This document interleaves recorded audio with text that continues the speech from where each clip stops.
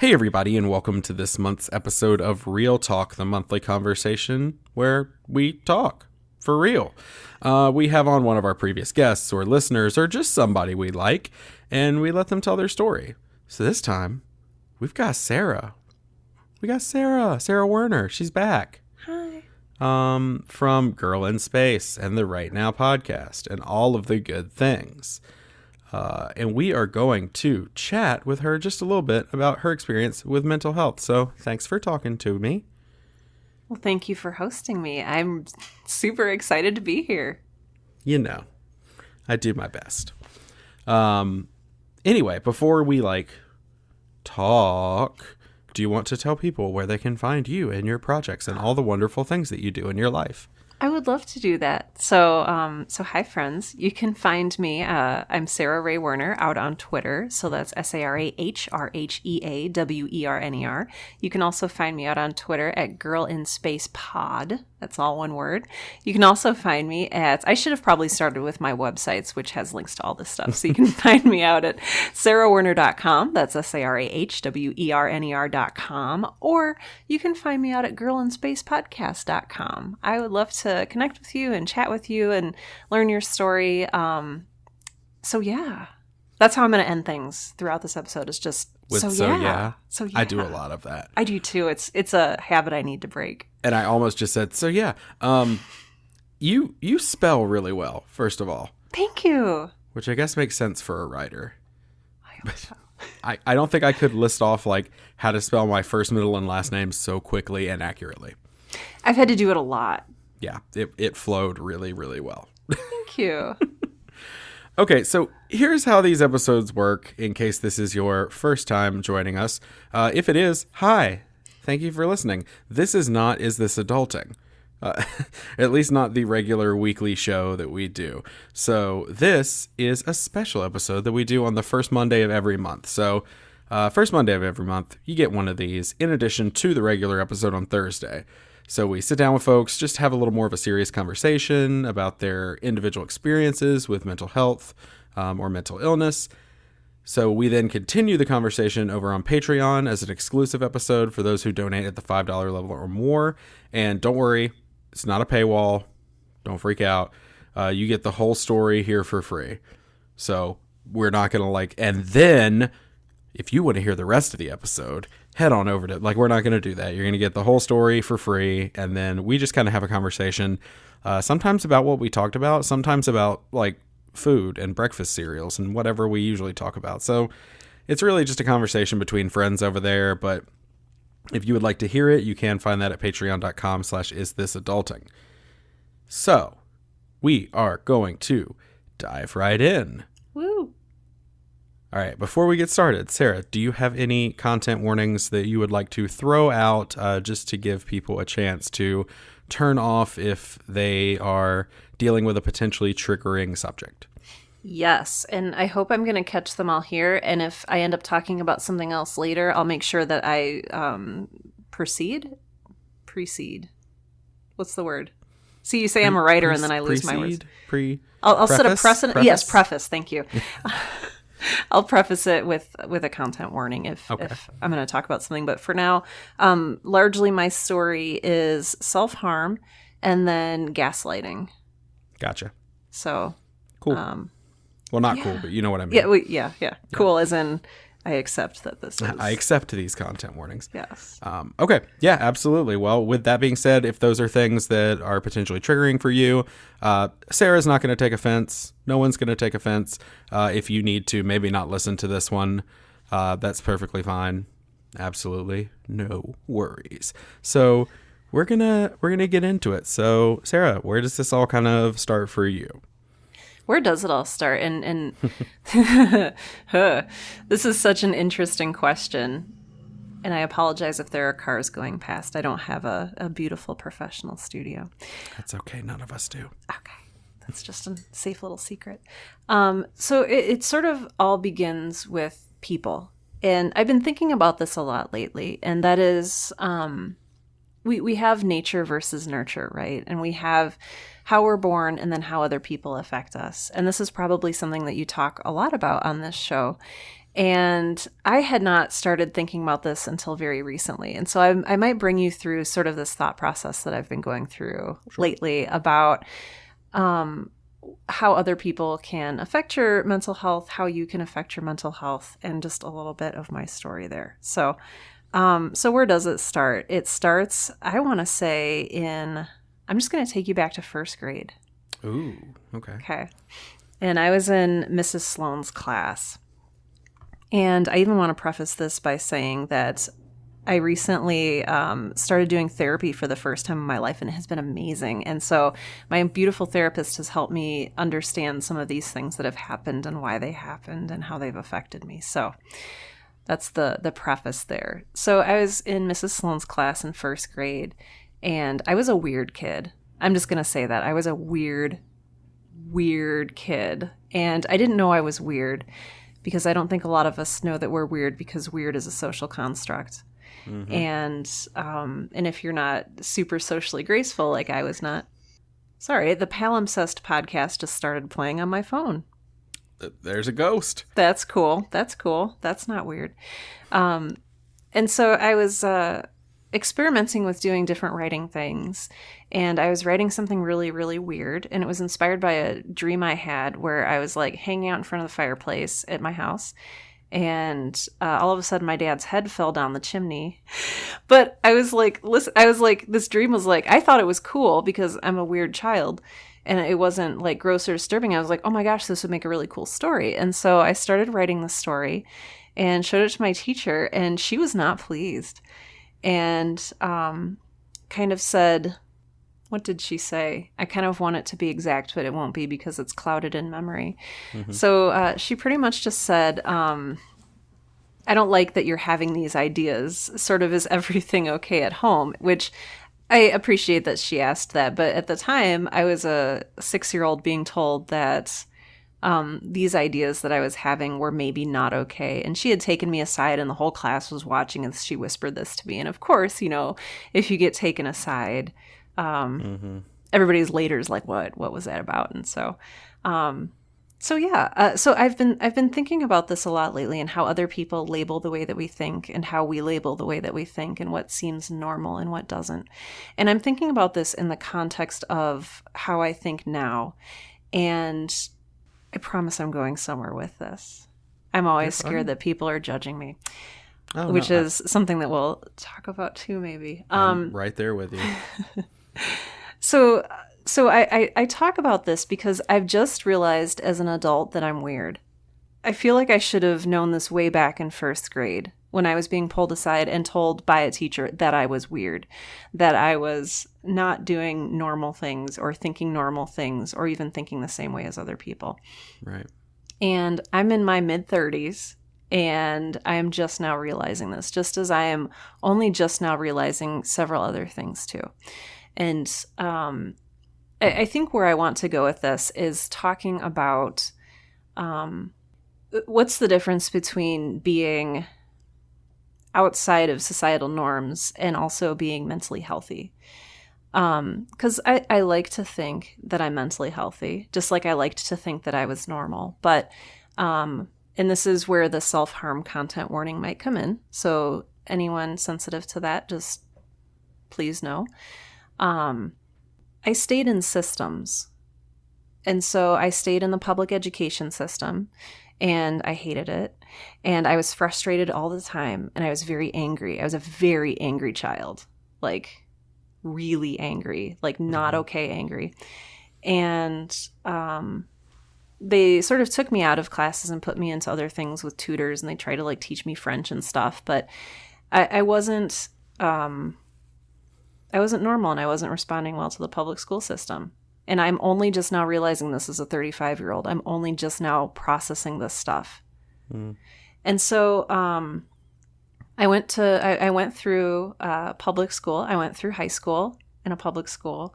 And the only thing that kept me really from being probably a juvenile delinquent is because my dad was a pastor who had been in the military and was very, very strict. And so I had a very strict upbringing. You know, you can't leave the house after 8 p.m. And this was even through high school. And, pretty much you can't have friends over, and there was no TV in our household growing up. And so, which maybe, all of these things had an effect too on me being a very weird child. But, let's see, I was going through high school with that. That's right. And being in systems. And so I never rebelled because I'm a people pleaser and I'm very obedient by nature. Right. So I went to college, which was another system, and I wasn't one of those PKs or pastor's kids that when they get to college, they like dye their hair black and get everything pierced. Like I just stayed very, very me, and started to wonder what the boundaries of society meant. And that was really when I first started experiencing clinical depression. And this is when I first started thinking about self-harm. And so all through high school, whatever. I dismiss it with a wave of my hand, but I feel like this is probably a situation a lot of listeners have been through. And that is just, beyond just whatever teenage hormones, you are actually depressed. And but this was during a time before really people talked about bullying, people talked about mental health, and maybe we're still not even doing that enough today. But it wasn't really something you talked about. And my parents didn't believe in depression because they were bootstrappers, right? They were mind over matter. I don't know if that's a thing that works here. But they didn't really believe in depression. And even funnily enough, my mother didn't believe in okay, sorry if this is gross. My mother didn't believe in period cramps because she had never experienced them herself, just to kind of like set the tone for this. And so I would say like, I'm in pain once a month, and that just made no sense to my mother, who would like send me to school anyway. Wow. So I kind of grew up in this like DIY sort of manage your feelings household. And I got very, very good at hiding my anger. And I was very, very good at hiding the way I actually felt. And I think that, I don't want to say that serves me well today, but it kind of does in a really terrible way. So I learned to hide my pain. I learned how to hide my anger, and I learned how to hide the beginnings of clinical depression that I was feeling. And it's very easy. Those of you listening can't see me. I'm smiling right now. And I like to think I can make this look genuine, but that's not how I feel right now. So I got very, very used to doing that. And it was maybe not healthy, but it was also something that I couldn't explore. I didn't have a car. I couldn't go to my doctor without my parents knowing because I was on their insurance. And so I went through high school. I went through college. I don't want to say like teased the idea of hurting myself, but you go into bad places and you want to feel, or you want to take your anger out on something, or have your anger be visible in some way other than just your facial expression. So I sort of went through college with this sort of like almost. I never committed to doing anything harmful to myself, but the thought was always there. So I never let myself express that. And it's interesting what fear helps us do and what fear takes away from us. I was very fearful of what people would think if they saw me hurting myself. And isn't that bizarre? Like that, no. It feels like it is. The reason I keep smiling is I'm like, oh, this is why we're friends. We have very similar takes on things. So, gosh, I adore you. You're wonderful. So thank you for saying that. And so I never really took action on anything. And I got through the first 2 years of my career after I graduated. I moved to Chicago and was working as a software license analyst. And I was feeling very lost. And so I still didn't believe that depression was a thing because my parents had told me it wasn't, that it was just chin up, smile. It's just in your mind, whatever. And if you're unhappy, count your blessings. list things that you're grateful for. Nothing's that bad. Look at all the people who are starving, who don't have a roof over their heads, et cetera, et cetera, et cetera. So perspective became this like weird mirror that you would look in and you would say, oh, okay, so that diminishes what I'm feeling because it's not as bad as it could be.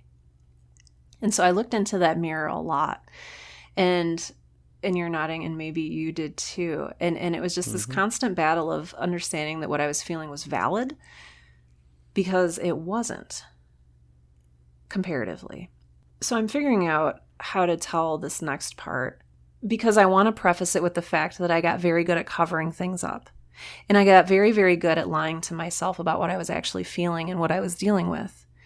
So I'm going to issue another content warning that maybe I didn't issue earlier because I forgot that this was part of the story because that's just how my brain works.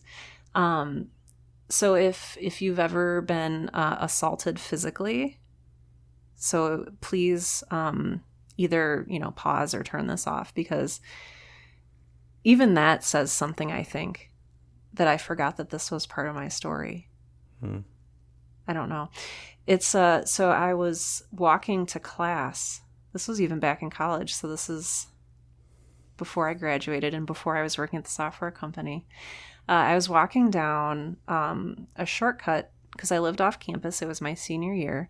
And I was taking a shortcut to a class across campus. And it was dark. It was the evening. And it was, I want to say, early December. And this is not something I've talked about before, so please bear with me. I've written about it, but I haven't talked about it. So I was, oh, no, Stephen, I told you this. Yeah, that's right. Say, if this is what I'm thinking, we discussed this when we saw each other in Philadelphia. We did. Oh, you're wonderful. Yeah, I never tell this to anyone except apparently to you twice. So I'm honored. Oh, well, you're wonderful. So it basically, and I won't make it too graphic or whatever, but I was walking to class and I was wearing a big backpack and I'm very tall. I'm 5'9". And so I'm not small, which I think worked to my advantage. Basically, this dude was passing me going the other way, and he passed me, and I just got like this weird feeling, and I kind of like glanced behind him, and he was walking, and I was like, okay, maybe he's not a threat. And then all of a sudden, I felt his hands around my neck, and I was like, oh, this is not okay. And I was wearing this giant backpack full of books, and he had grabbed me from behind, so thankfully he wasn't able to get a very good grasp on me. But his hands went up to my mouth because I had started yelling. And like when I scream, it's not this beautiful, dainty, high-pitched damsel in distress sound. It is like nasty tiger roaring sound. So I won't emulate that for you here, but that's the sound I was making. And I don't think he liked it. And so he put his hands over my mouth, and I started biting his hands, and I tasted his blood, and he was trying to wrestle me down to the ground. But thankfully, again, I'm a big person, and I was wearing a really big backpack full of bulky books because I'm a nerd. And eventually he gave up. I was thrashing and trying to flip him over my shoulder, and my glasses flew off into the snow. And finally he gave up and ran away. And I just stood there looking at him like, should I be doing or saying something? What's the appropriate response to have? So I yelled some nasty words after him and picked up my glasses and started walking to class. And the university police department was right next to the class that I was walking to. And there was a decision that I made when I was across the street of which building am I going to go to? And is what happened to me really valid? Did that actually just happen? And I think it did. Because his blood was in my mouth. And so I went to the police, and they did an it was campus police. So, It's not a real investigation. And I don't think they actually really cared because nothing, quote unquote, bad had happened. So I take this. You take these experiences and these things that other people say and do to you. And you carry them with you, and they start to form part of your identity, whether you want it or not. And so I think about this often, and I was thinking about this when I moved to the place where I'm living now, and thinking about, will I ever get to a point where I see, and not to be sexist, but I see someone who looks maybe like a masculine figure or a man walking on the other side of the street or coming to pass me, and I have a panic attack. And I already was suffering from anxiety and depression. And now when I see someone coming toward me, I panic. You know, you start to think, is there something wrong with me? And if there is it caused by someone else, or is it internal to me? And you start to think, how am I really dealing with this? Because are we ever? So I feel like I'm rambling a little bit, but I'm also trying to get to like a place where maybe I can help listeners, maybe even just by identifying with the story a little bit. So I continued not doing anything about anxiety or depression because, as I had been told, those are not real things. And I continued not dealing with this attack that happened, that really happened, but no quote unquote bad results had come of it. And I started working for a marketing company, and this is probably about 10 years later. I was in another system.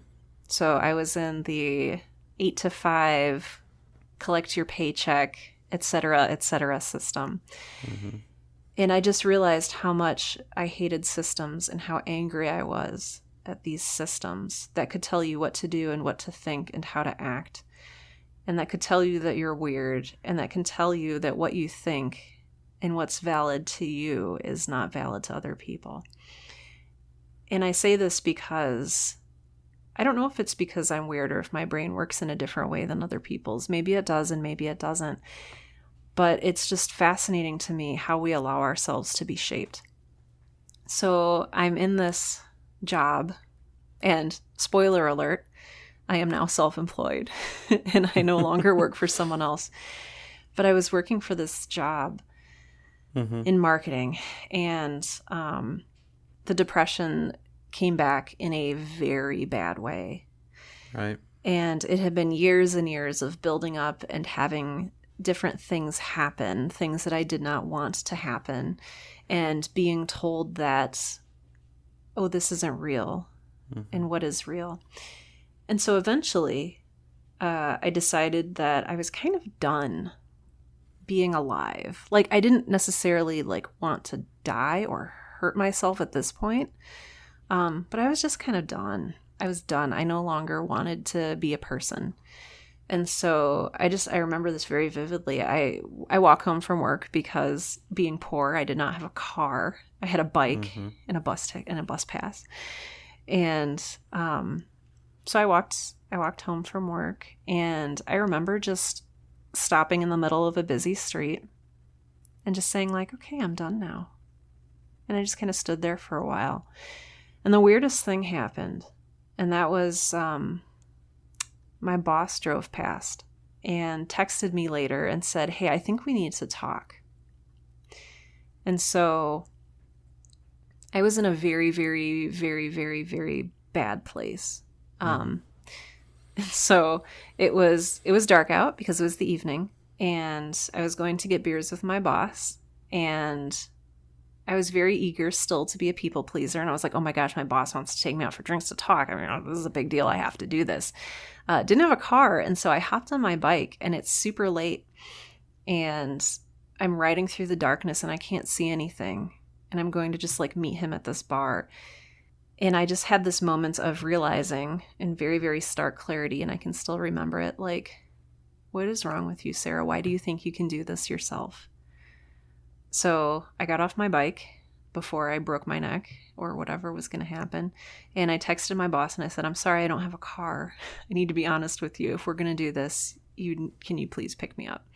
And it was really the first time I'd asked someone for help. like ever, because, we were taught to be self-sufficient and not ask for help. And so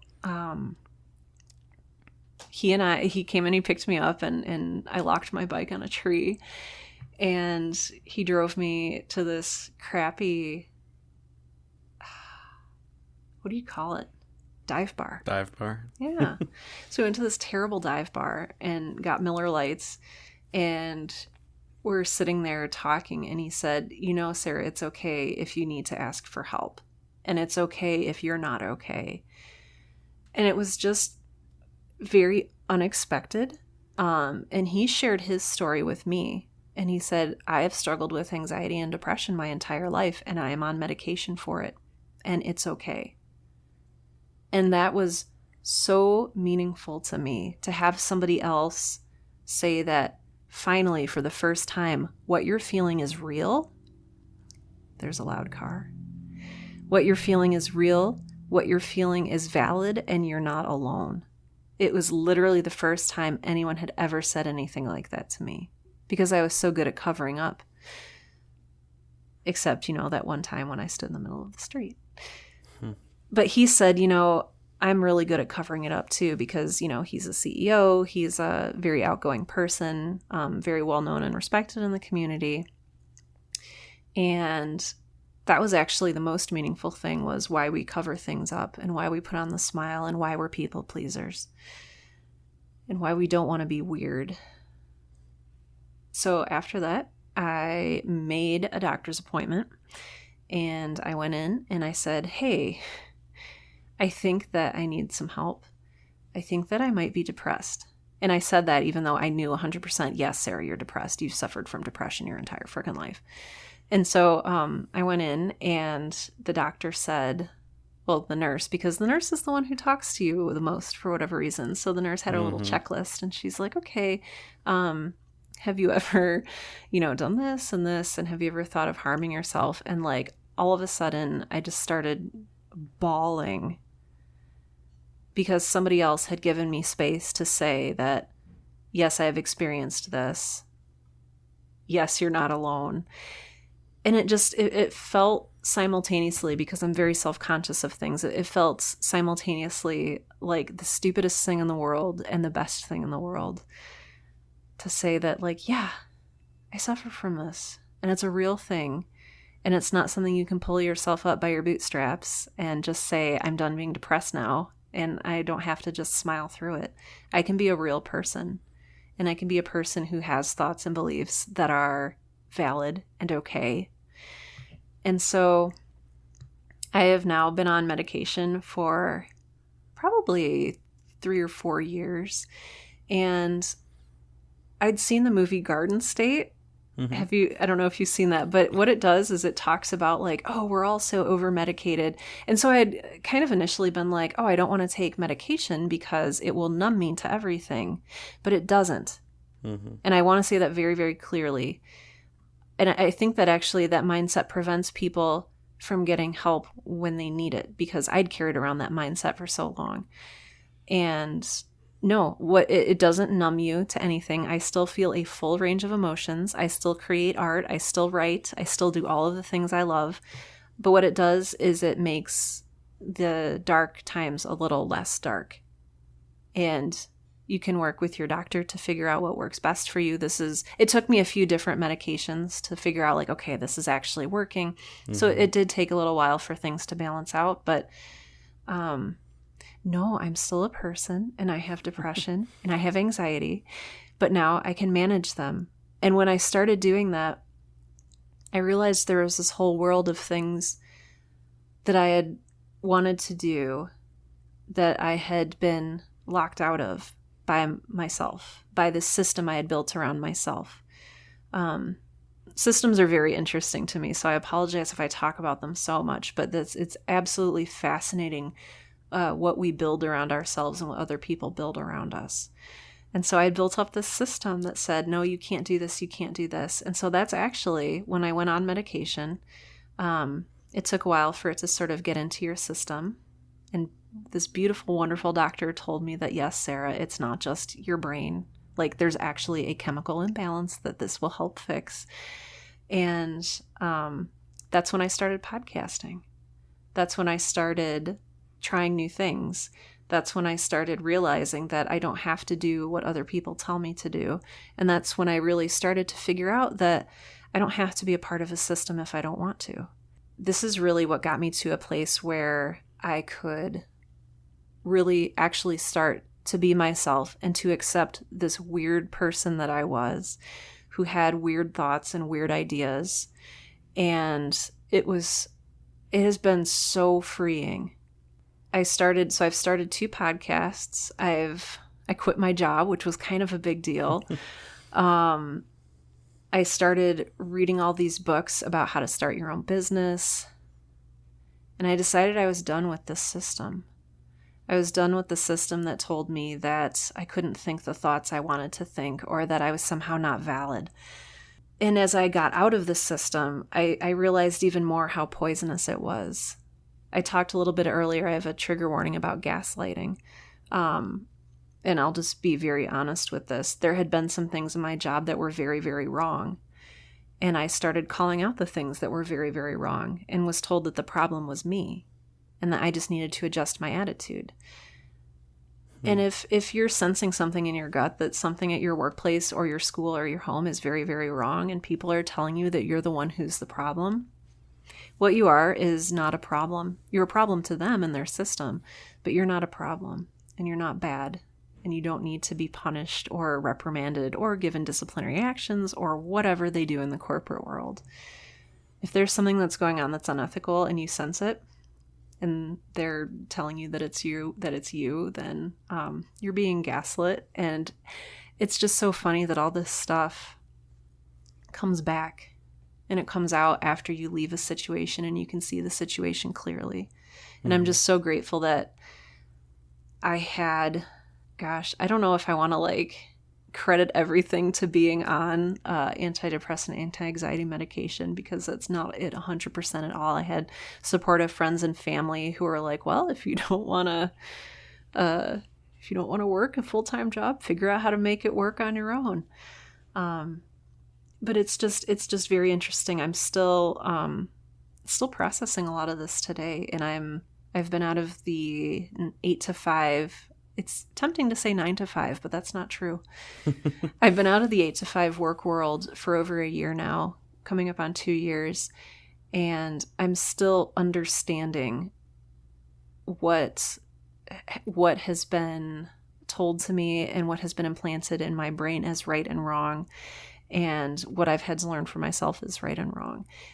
So all of this is to say that I'm 35, and I am a person who deals with depression and anxiety, and I'm a person who didn't know how to ask for help, and I had to ask for help.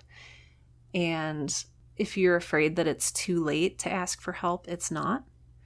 And you can still live a really, really beautiful, honest, wonderful life doing what you love, and that's okay. It's okay to be a weird person. It's okay to be a professional podcaster, or, whatever it is you want to be, who lives outside of a system and enjoys being weird with a capital W. I think that's where that goes. Yeah. Well, thank you for teaching me things about myself. No, thank you for sharing that, really. I know it's not easy to talk about this stuff all the time.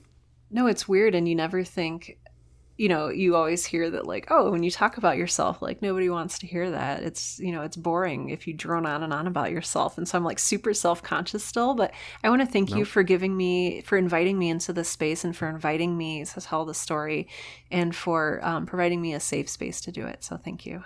Yeah, absolutely. We want people to be heard, because people deserve to be heard. Thank you. So in the effort of breaking the stigma, this sort of conversation, super important. Good. So thank you for sharing all that. We would like to remind everybody that if you're in need of help coping with mental illness, you're not alone. Please reach out to a mental health professional. It's okay to do that. It sounds like Sarah and I both are people who were not very good at asking for that help, Yep. but eventually we realized we had to. So please reach out to a mental health professional, or if you're in crisis, please contact the National Suicide Prevention Lifeline. Their number is 1-800-273-8255. It's 1-800-273-TALK. And you don't have to be in crisis or suicidal to use that number, though. I try to remind people you can use that number if you just need to talk to somebody. If you just need to say something or voice something or know that someone's listening, they have people that are just going to talk to you. And there's no judgment. There's full confidentiality. What they're doing is really, really cool. So please reach out. Again, I'll say it one more time. It's 1-800-273-TALK. And they are there and they are ready to listen. We are going to continue this conversation as an exclusive episode for our supporters over on Patreon. I have a feeling Sarah and I are going to be talking about how similar we are. And I'm going to break down some of her facial expressions and all the things I noticed while she was telling her story that made me feel like I was talking to myself. So, yeah, we're going to have that conversation over on Patreon. That's patreon.com/isthisadulting. Sign up at the $5 level or more, and you get a feed full of old bonus episodes, and then every Monday you get a new one. In fact, surprise, surprise, tomorrow you will be getting 2. You will be getting this one as well as just a bonus episode of me being a goof. Nice. So, yeah, definitely check it out, and this is going to be quite interesting. So thank you for listening, best friends, and hey, we'll see you on Thursday.